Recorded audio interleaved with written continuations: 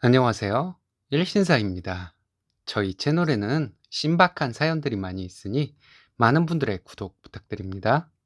이번 사연은 떠받들던 장남에게 배신당한 시어머니가 쓰니님 부부에게 의지하시길래 시원하게 뻥 차버렸다는 사연인데요.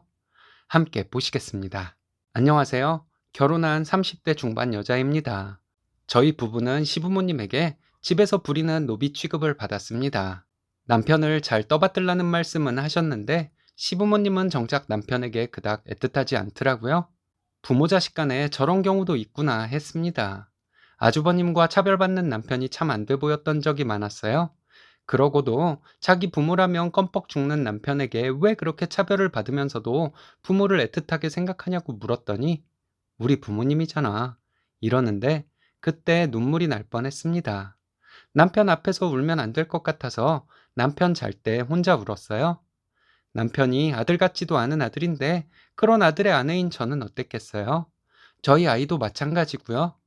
참 많은 일이 있었죠. 참다 못해서 시부모님과 2년 정도 영 끊고 지낸 적도 있습니다. 그런데 저희는 그렇게 당하고도 정신 못 차리고 시댁과 다시 왕래를 시작했네요. 시부모님에게 아주버님은 왕자였습니다. 장남장남 하시면서 떠받드는 모습에 서운함을 느꼈던 적도 많았죠. 부모를 등에 업고 제멋대로 자란 어린아이 같은 아주버님인데 뭐가 그리 사랑스러우실까 하는 생각도 많이 들었습니다.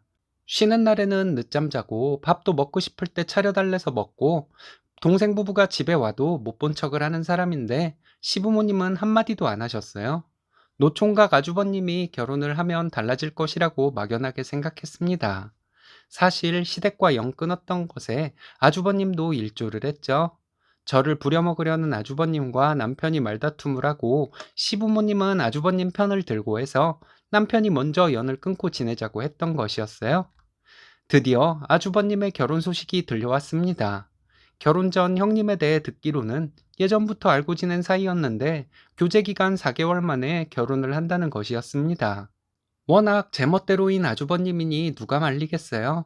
교제 기간이 너무 짧아 남편과 저는 혹시 속도 위반을 한 것인가 생각했는데 그런 것도 아니었습니다. 직업은 대기업에 다닌다고 들었고 외국 생활도 오래 했고 홀어머니 한 분 지방에 계시고 형님은 자취를 한다고 들었죠. 아주버님 됨됨이가 좀 그렇긴 하지만 돈은 어느 정도 벌어요. 중소기업에서 일하고 있지만 일은 잘하는지 급여도 대기업 못지않게 받는 것으로 알고 있습니다.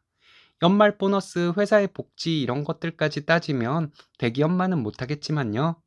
아주버님 결혼하고 시부모님에게 더 빈정상하는 일이 많아졌습니다.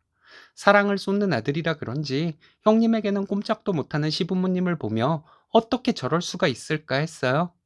형님은 말도 거침없이 했고 만약 제가 말했다면 말대꾸한다고 난리가 났을 일인데 형님이 말하니까 시어머니는 장단까지 맞춰주셨습니다. 시어머니가 며느리 말을 무시하지 않고 그렇게 장단을 맞춰줄 줄 아는 분인지 그때 처음 알았네요. 아주버님이 시부모님과 연을 끊게 된 것은 결혼하고 1년 정도 지나서였습니다. 형님이 결혼 전에 했던 말들이 모두 거짓말이었다는 것을 시댁에서 알게 되었어요. 사기 결혼 수준이 아니라 그냥 사기꾼이었습니다.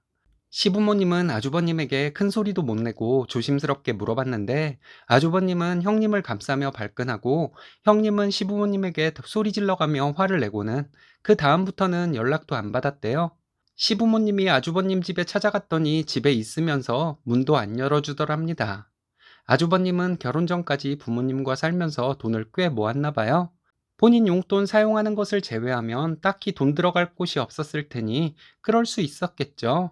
친구도 별로 없는 것 같고 여자친구를 오래 사귄 적도 없으니 그야말로 용돈 빼고는 저축이 가능했을 것 같습니다.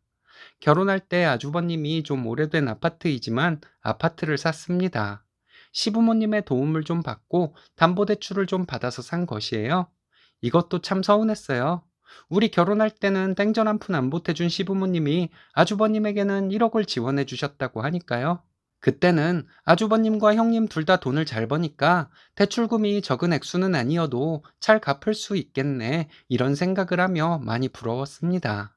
아주버님은 예전부터 외모보다는 머리 좋고 좋은 회사 다니는 여자가 좋다고 말하곤 했었는데 형님은 대기업의 연봉이 5,500이라고 하더라고요. 아주버님이 원하던 사람 만나서 결혼하는구나 했습니다. 어머님은 돈벌이와 상관없이 애만 착하면 된다고 말씀하셨는데 속으로 착해야 마음대로 조종할 수 있으니까요. 이런 생각이 들었네요. 저에게는 예단 꼭 받아야 한다고, 내가 아들 장가 보내는데 받을 것은 받아야지 하셨던 시어머니가 형님에게는 부담 주기 싫다고 하시며 예단 이런 거 하지 말라고 하셨습니다. 결혼 한 달 남겨두고 형님 쓰라고 500 정도 주셨대요. 아주버님은 결혼 얼마 안 남았을 때 남편에게 돈을 빌려달라고 했답니다. 딱 맞춰놓고 사는 중이라 여윳돈이 없다고 했더니 대출을 받아야겠다고 했대요. 왜 그러냐고 물었더니 인테리어 비용을 내야 하는데 돈이 없다고 했답니다. 그 정도는 여자 쪽에서 할 수 있는 것 아닌가 의아스러웠지만 그냥 넘겼어요. 그리고 아주버님은 제가 혼수 비용 얼마나 들었냐고 남편에게 물었다고 합니다. 대답해주고 그건 왜 묻냐고 했더니 표정이 안 좋더래요. 집안 살림도 본인이 다 사야 할 것 같다고 했답니다. 그리고 형님이 원하는 예식장과 신행 비용까지 하려면 대출을 더 받아야 할 것 같다고 했대요. 남편이 그럼 형수님은 결혼 비용 중에서 어떤 비용을 부담하냐고 물었더니 내 형수 집이 어렵다고 했다네요. 그렇게 똑똑하고 좋은 회사 다닌다고 시부모님도 저희에게 자랑하던 형님인데 많이 의아스러웠어요. 아무리 형님이 어렵다 해도 연봉이 그 정도면 홀어머니를 책임지고 산다고 하더라도 충분히 어느 정도 돈을 모을 수 있다고 생각했거든요. 암튼 아주버님은 형님이 원하는 것을 다 들어주면서 결혼을 했습니다. 홀 대여료만 500이 넘는 곳이었고 식대가 7만 원짜리. 아주버님은 결혼하고 명절에 딱 한 번 시댁에 왔어요. 그 뒤로 형님은 시댁에 잘 안 왔습니다. 어머님은 애가 바쁘면 못 올 수도 있다고 참 관대하시더군요. 저희는 양가에 월 20씩 용돈을 드리는데 아주버님은 그런 것에는 전혀 관심도 없었습니다. 아주버님 결혼하고 1년 정도 되었을 때 남편이 하도 의심이 나길래 좀 알아봤다고 해요. 형님이 다니는 회사 다니는 지인에게 물어봤다고 합니다. 그런데 근무지가 다르다고 했대요. 아무리 직원 조회를 해봐도 안 나오고 알고 보니 대기업 파견직, 그것도 1년 계약직이고 최저 정도 받는. 그 지인이 말하기를 계약 기간도 못 채우고 언제쯤 그만두었다고 했다는데 그때가 아주버님 결혼식쯤이었습니다. 결국 아주버님은 형님과 결혼해서 빚만 지고 외벌이로 열심히 갚으며 산 것이죠. 형님의 직장에 대해 아주버님이 알고 있었는지는 모릅니다. 남편이 걱정이 돼서 시부모님께 이런 사실들을 조심스럽게 말씀드렸어요. 시부모님은 남편에게 네가 뭔가 잘못 알고 있는 것이라고 하면서 그 얘기는 더 꺼내지도 못하게 했다고 합니다. 씁쓸하네요. 남편에게는 그렇게 말씀하셨지만 의심은 지울 수가 없었는지 아버님이 아주버님 부부를 부르셨대요. 사실 확인차 이게 사실이냐 하고 물었더니 전혀 아니라고, 누가 그러냐고 형님이 소리까지 질렀다고 합니다. 그리고 자기는 이렇게 의심을 받으면서 살고 싶지 않다고 이혼하겠다고 말했다네요. 시부모님은 바로 사과하셨는데 형님과 아주버님은 인사도 없이 가버렸다고 합니다. 벌벌 떨면서 저희를 불러다 앉혀놓고 아주버님과 형님이 와서 있었던 일을 말씀하시는데 별로 공감이 안 되더라고요. 올 것이 왔는데 뭘 그리 놀라세요? 이런 마음이었습니다. 그리고 남편에게 너는 괜한 소리는 해가지고 일을 크게 만드냐는 식으로 말씀하시는데 그날 집에 와서 남편 한참 울었어요.